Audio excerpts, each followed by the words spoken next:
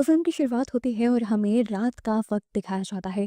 समुंदर में एक तूफान आया हुआ था और उसी तूफान के दरमियान में एक शिप के ऊपर पायरेट्स यानी डाकू हमला कर देते हैं। शिप में मौजूद कई मासूम लोगों को वो बेरहमी से मार डालते हैं और उसके बाद उसी शिप के कैप्टन बॉटन को बंदी बना लेते हैं, क्योंकि बॉटन के शिप से कुछ खजाना निकला था जिनके ऊपर पायरेट्स की मोहर लगी हुई थी। असल में इन डाकुओं का सोना पहले कोई चुरा कर ले गया था और अब वो उसी को दोबारा हासिल करना चाहते हैं। वो बोर्डन से पूछताछ शुरू करते हैं, पर बोर्डन उन्हें इस सोने के बारे में कुछ नहीं पता था। ये लोग इस शिप की जब तलाशी लेते हैं तो उन्हें वहां पर एक लेटर मिलता है जिससे इन्हें पता चल जाता है कि शिप के लोग किस आइलैंड से आए हैं और ये डाकू भी अब उस आइलैंड के लिए निकल जाते हैं। अब सीन कट होता है और हमें कुछ दिन बाद एक आइलैंड पर एक औरत को दिखाया जाता है जो एक बाइनोकुलर लिए दूर समुद्रों में देख रही थी।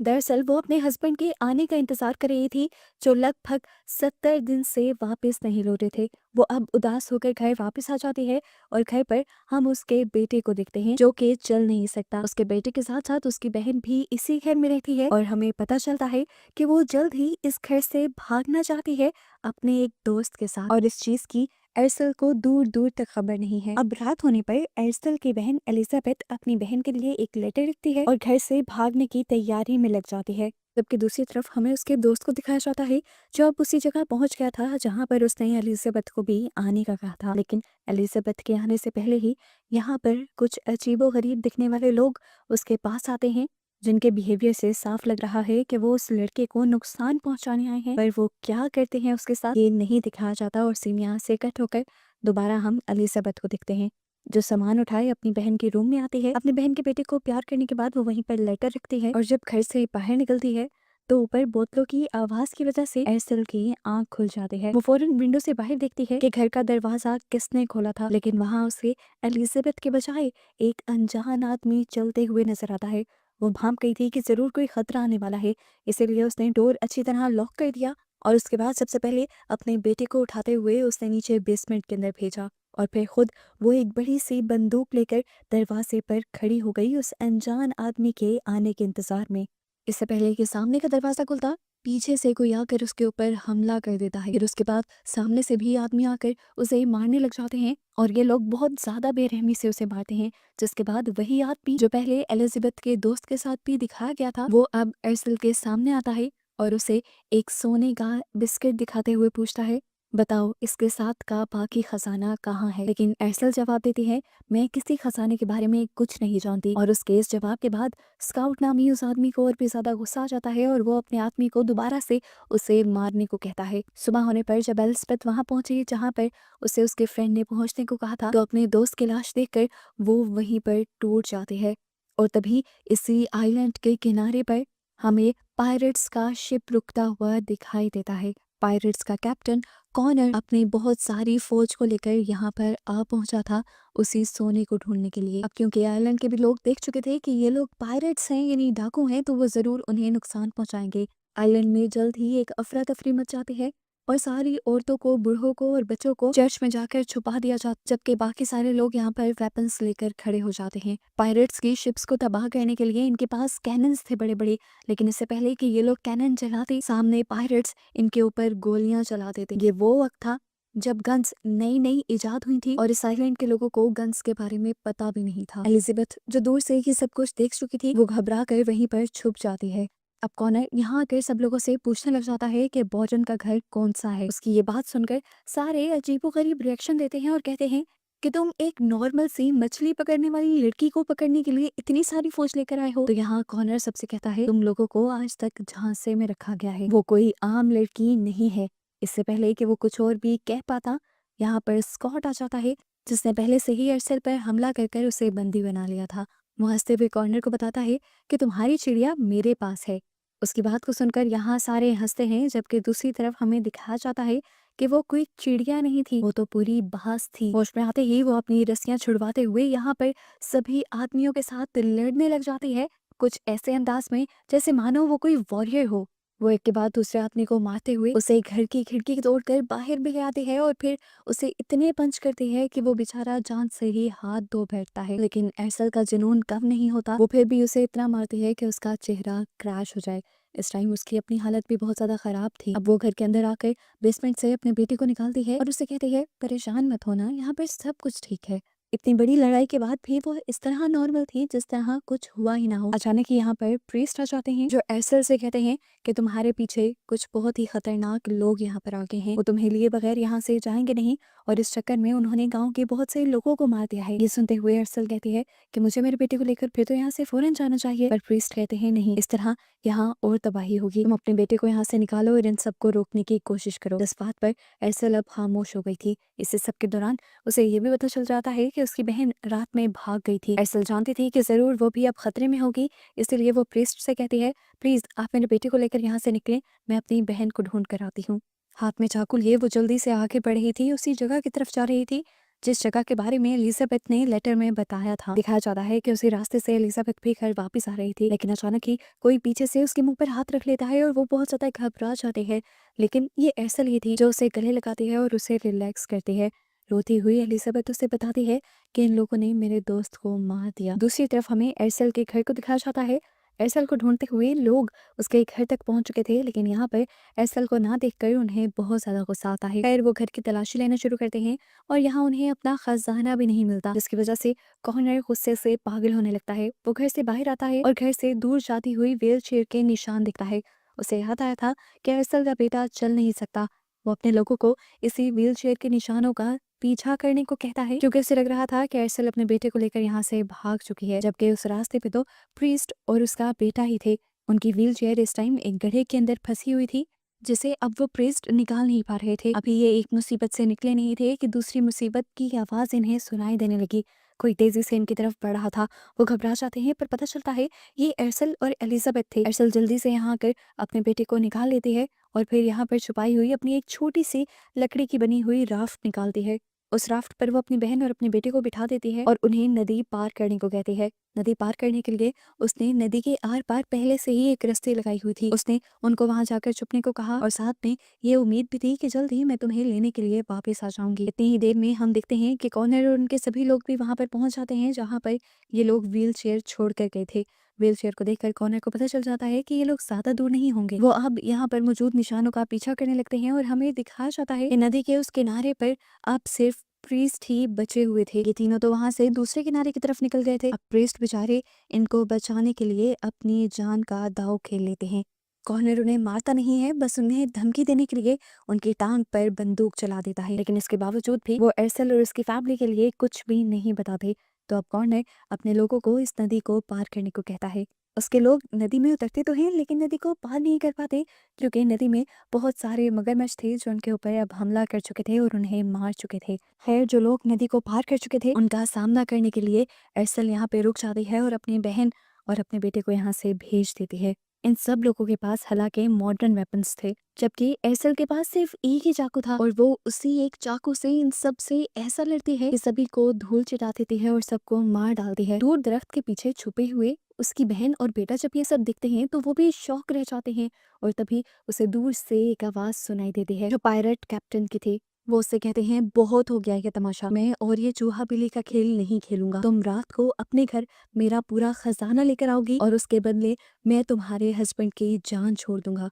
अब जैसे ही एरसेल को ये पता चलता है कि उसका हस्बैंड इन लोगों की कैद में है, तो वो ज्यादा कुछ कह भी नहीं पाती और बस पायरेट्स की लैंग्वेज में हाँ बोल देती है। जिसके बाद वो अपने बेटे और बहन को लेकर एक ऐसे खुफिया गार के अंदर आ जाते हैं जिसके बारे में कोई भी नहीं जानता था, और इस गार के अंदर सारी शिप से रिलेटेड चीजें रखी हुई थी और ये गार किसी और का नहीं बल्कि एरसेल का ही सेट किया हुआ था। अभी तक उसकी बहन और उसका बेटा बहुत ही ज्यादा कंफ्यूज थे। वो उससे पूछते हैं, आखिर वो सब तुमने कैसे किया, उन सबको तुमने कैसे हराया। एरसेल भी अब उनसे ज्यादा अपनी सच्चाई नहीं छुपाती और बता देती है कि मैं भी कभी अपनी शिप की कैप्टन हुआ करती थी, लेकिन सालों पहले जब एक मर्तबा हम समुद्र में अपना सफर कर रहे थे तब कॉनर और उसके साथी लुटेरों ने हम पर हमला कर दिया। हालांकि उस वक्त मैं बहुत छोटी हुआ करती थी, पर फिर भी मैं बहादुरी से लड़ रही थी। उस सब के बावजूद वो लुटेरे बहुत ज्यादा थे और उन्होंने मेरे शिप के सभी लोगों को मार डाला, जिसके बाद वो मुझे अपने साथ ले गए। वक्त गुजरा और मैं उन्हीं के साथ पलती बढ़ती रही, उन्हीं के क्रू का एक हिस्सा बन गई। उन्होंने ही मुझे लड़ने की ट्रेनिंग दी थी और यही वजह है कि आज मैं अकेली इन सब का मुकाबला कर पा रही हूँ। पर मेरा यकीन मानो, जब से मेरी शादी हुई तो मैंने ये सब कुछ छोड़ दिया। लेकिन अब ये लोग इस सोने के पीछे यहाँ आ गए हैं। है इसके बाद वो अपने प्लान के ऊपर काम करना शुरू कर देती है और रात होने पर वो अपनी बहन से कहती है कि अगर मैं ज़्यादा देर तक ना वापस लौटूं तो तुम मेरे बेटे के साथ इस शिप में बैठकर भाग जाना और मेरी टेंशन तो बिल्कुल मत लेना। मैं तुम्हें ढूंढ ही निकालूंगी और तुम्हारे पास वापस जरूर लौटूंगी। इसके बाद वो अब अपने हथियार लेकर यहाँ से निकल जाती है, जबकि बॉर्डन को अब उसके घर पर लाया जाता है। बॉर्डन जब अपने घर के बाहर खून देखता है तो तड़प जाता है, क्योंकि उसे लग रहा था कि इन जालिमों ने उसके बेटे को मार दिया। ठीक इसी टाइम पर हम देखते हैं कि कॉर्नर के साथ ही कॉर्नर को समझा रहा था कि कुछ भी बुरा करने की इस आदमी के साथ जरूरत नहीं है, हमें बस अपना सोना चाहिए, जिसके बाद हम यहाँ से निकल जाएंगे। उसे डर था कि कहीं कॉर्नर एयरसेल से अपना बदला लेने के लिए उसके हस्बैंड को न मार दे, क्योंकि पास्ट में एयरसेल ने ही इन्हें धोखा देकर शादी कर ली थी। यहाँ अब एयरसेल के घर के बाहर शाम से रात हो जाती है और एयरसेल नहीं लौटती। उसका हस्बैंड भी थक जाता है और ये सब लोग इंतजार करते रह जाते हैं और अचानक वो एक कुएं के पीछे से निकलती है, एक सुरंग वाले रास्ते से, और निकलते ही यहाँ एक एक करके सभी लोगों को खामोशी से मारना शुरू कर देती है। इसके बाद वो एक और सुरंग के रास्ते से होते हुए अपने घर के अंदर चली जाती है और अपने हस्बैंड से मिलती है। उसके हस्बैंड इस टाइम रो रहा था, उससे माफी मांग रहा था। वो कहता है कि ये सब मेरी वजह से हो रहा है, हमारी फैमिली मेरी वजह से मुश्किल में है, क्योंकि मैं सोने का एक पीस चुरा कर शिप में जो ले गया था, लेकिन मेरा यकीन मानो ये सब मैं अपने बेटे के लिए कर रहा था। उसका इलाज पॉसिबल था, लेकिन रास्ते में ही इन लुटेरों ने मुझ पर हमला कर लिया और वो अब तुम्हारे पीछे पड़ गए। यहाँ अरसल उसे यकीन दिलाती है कि उनकी फैमिली को कुछ नहीं होगा। वो उसको खोलने की कोशिश करती है तो पता चलता है कि उसकी जंजीरों को तो तालों से बांधा गया था। वो अब उसे चाकू देकर यहाँ से चली जाती है और जब कॉर्नर यहाँ पर आता है उसी वक्त एयरसेल बाहर उसके लोगों को जमा करके खड़ी हो जाती है। वो सबको बताती है कि मैंने यहाँ जगह जगह बॉम्ब लगा दिए हैं और अगर किसी के भी पाँव के नीचे गलती से वो बॉम्ब फट गया तो वो इंसान मारा जाएगा, इसीलिए कोई भी अपनी जगह से हिलने की कोशिश ना करे। मैं वादे के मुताबिक तुम लोग का सोना ले आई हूँ और अब मेरे हस्बैंड को मेरे हवाले कर दो। ये शोर सुनकर कॉर्नर भी बाहर आ जाता है और कहता है कि हम कैसे मान लें कि तुम सोना लेकर आई हो। तो एयरसेल उन्हें अपना लाया हुआ सोना दिखा भी देती है और कॉर्नर अब उसके हस्बैंड को बाहर बुला लेता है। यहाँ एक मिनट के लिए लगता तो है कि सब कुछ ठीक हो गया, पर जैसे ली को लग रहा था कि कॉर्नर पुराना बदला एयरसेल से जरूर लेगा, ऐसा ही होता है। उसने इस टाइम एक दूर स्नाइपर को खड़ा करवाया हुआ था जो उसके हस्बैंड को शूट कर देता है, पर किस्मत से गोली उसे छू कर निकल जाती है और इस गुस्से में अब एयरसेल और उन सब की लड़ाई शुरू हो जाती है। एयरसेल के ऊपर भी चारों तरफ से इन लोगों ने हमला कर दिया था। वो जिस टाइम इन सब लोगों से लड़ने में बिजी थी उसी टाइम अब कॉर्नर उसके हस्बैंड के करीब जाता है और एक बहुत बड़ी सी तलवार बिल्कुल उसके सीने के ऊपर रख देता है। एयरसेल उससे कहती है ऐसा मत करो, उसे छोड़ दो, तुम्हारी दुश्मनी मुझसे है, लेकिन कॉर्नर ऐसा नहीं करता और वो एयरसेल को देखते देखते उसके हस्बैंड के सीने में उस तलवार को स्टैब कर कर उसे मार देता है। एयरसेल जब उसे बचाने के लिए आगे बढ़ती है तभी कॉर्नर का साथी ली उसकी टांग में एक गोली मार देता है और वो भी जख्मी होकर नीचे गिर जाती है। इस टाइम वो बहुत ज्यादा तड़प रही थी। कॉर्नर उसके पास आया और उसे बालों से पकड़कर उठाते हुए उसने कहा बस कर दो, हार मान जाओ और मेरे साथ वापस चलो। इनकी बातों से हमें पता चलता है कि कॉर्नर आज भी उसे पसंद किया करता था और वो चाहता था कि एयरसेल आज भी उसके साथ पायरेट्स की कैप्टन बनकर रहे, पर वो आज भी ऐसा नहीं चाहती थी। अब वो पास पड़ी हुई एक मिसाल उठाती है और पीछे कुएं की रस्सी जला देती है और फिर खुद भी उस कुएं में जंप कर देती है। दूसरी तरफ जैसे ही ये लोग उस सोने के डब्बे को खोलने लगते हैं तो उस सोने के अंदर छुपा हुआ बम वहां पे ब्लास्ट हो जाता है और ली और कॉर्नर के बहुत सारे लोग मारे जाते हैं, जिससे ली को बहुत ज्यादा गुस्सा आ जाता है, क्योंकि उसने पहले ही कॉर्नर को मना किया था कि अपना पुराना कोई भी बदला ना ले, बस अपना सोना ले और यहाँ से चला जाए। लेकिन आज उसकी वजह से इनके बहुत से लोग मारे गए थे और अब इनकी ताकत कम हो चुकी थी। ली अभी भी उससे कहता है कि इस जंग को यही बंद करो और चलो यहाँ से, लेकिन क्योंकि कॉर्नर ऐसा नहीं करना चाहते था तो ऐसे में उनकी लड़ाई हो जाती है और कॉर्नर ली को ही मार डालता है। जिसके बाद वो अपनी बची हुई टीम से कहता है मिशन के इतनी करीब आकर हम हार कर वापस नहीं जा सकते, क्या तुम लोगों को वो सोना नहीं चाहिए? एक मर्तबा हमें वो सोना मिल गया तो हम माला माल हो जाएंगे। सोना तो इन्हें मिल गया था। ये लोग कंफ्यूज हो जाते हैं कि कैप्टन क्या कह रहा था, लेकिन यहाँ पर कैप्टन यानी कॉर्नर बताता है वो सोना जो वो लड़की लेकर आई थी वो नकली था और अभी भी असली सोना उसी के पास है, हमें वो जल्द ही ढूंढना होगा। अपना साथ देने के लिए वो इन्हें एक दूसरी लालच भी देता है कि अगर हमें वो सोना मिल गया तो हम ये डकैती का काम छोड़ देंगे और हम आज़ाद होकर अपनी अपनी फैमिलीज के साथ रहा करेंगे। बस ये सुनना था कि सब लोग दोबारा मिशन के लिए तैयार हो जाते हैं, जबकि यहाँ पर हमें दोबारा से एसल को दिखाया जाता है जो इस कुएं से होते हुए दोबारा अपने हाइड आउट में आ गई थी। इस टाइम वो बहुत ही ज्यादा जख्मी थी। उसकी बहन उसका ऑपरेशन करती है छोटा सा और उसकी टांग में से गोली निकालने में कामयाब हो जाती है। इस टाइम वो बहुत ज्यादा उदास थी। वो अपने बेटे और बहन को बता भी देती है कि अब उनके डैड और भाई इस दुनिया में नहीं रहे। ये सब लोग यहाँ पे उदास हो जाते हैं, जबकि दूसरी तरफ हमें कॉर्नर को दिखाया जाता है जो उसी कुएं से आगे सुरंग को ढूंढने की कोशिश में लग गया था जहाँ पर एसल छुपी हुई थी। दूसरी तरफ एसल भी अब वहाँ आराम नहीं कर रही थी। उसने भी लड़ने की पूरी तैयारी कर ली थी क्योंकि वो जानती थी कि ये जंग तभी खत्म होगी जब या कॉर्नर मरेगा या वो। इस जंग में अब उसका बहन और बेटा भी साथ देने के लिए तैयार हो जाते हैं। अब ये लोग जैसे ही इस सुरंग के अंदर पहुंचते हैं, छुपी हुई एसल इन सबको अपनी बंदूक से शूट करने लगती है और एक एक कर सबको मार देती है। जब आदमी बहुत ही कम बचते हैं तो कॉर्नर से कहता है, इतनी बुजदिली कैसी, छुप के क्यों लड़ रही हो, बाहर आओ और मेरे साथ फाइट करो।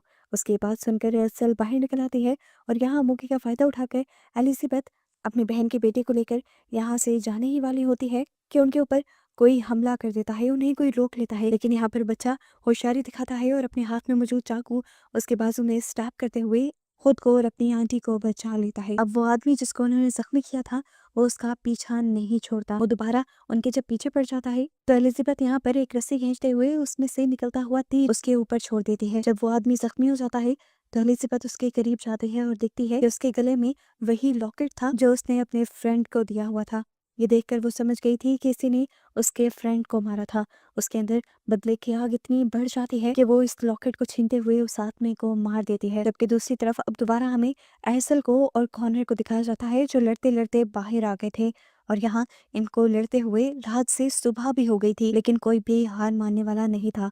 कॉर्नर ने अरसल को बहुत ज्यादा जख्मी कर दिया था और बार बार वो उससे कह रहा था कि हार मान ले, पर अरसल ने कहा कि हार मानने से अच्छा मुझे मरना कबूल है। वो अब उसके सीने में स्टैब करने ही वाला था कि पीछे से एलिजाबेथ ने अपनी बहन को बचाने के लिए आकर कॉर्नर को शूट कर दिया।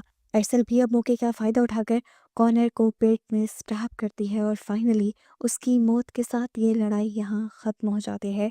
पर मूवी नहीं दिखाया जाता है कि अरसल भी बहुत ज्यादा जख्मी थी इस सारी लड़ाई की वजह से, वो भी वहीं पर गिर जाते हैं और तभी दूर दिखाया जाता है कि उसका बेटा भी अब एक छोटी सी कश्ती को चलाते हुए यहाँ इसी पहाड़ी के करीब ले आया था। अचानक उसका पाँव एक टूटी हुई लकड़ी पर पड़ता है। वो जब लकड़ी को पाँव से हिलाता है तो देखता है कि इसी कश्ती के अंदर उस सारे सोने को छुपाया हुआ था। एरसन और एलिजाबेथ ये सब देखकर हंसने लग जाती हैं और समझ जाते हैं कि अब ये लोग आजाद थे इन सब से और अब वो इस सोने का इस्तेमाल करके एक अयाशी की अच्छी जिंदगी जी सकते थे।